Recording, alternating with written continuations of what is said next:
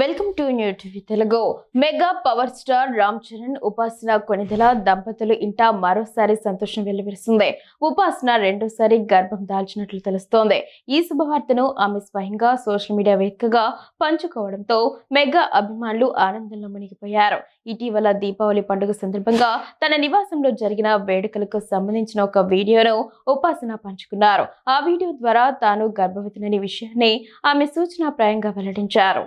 ఈ వార్త బయటకు వచ్చిన కొన్ని రోజులకే ఆమె కోసం కుటుంబ సభ్యులు శ్రీమంతం వేడుకను ఘనంగా నిర్వహించినట్లు సమాచారం.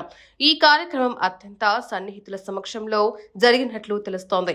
ఈ వేడుకకు మెగా కుటుంబ సభ్యులతో పాటు ఉపాసన తల్లిదండ్రులు, కామినేని కుటుంబ సభ్యులు హాజరయ్యారు.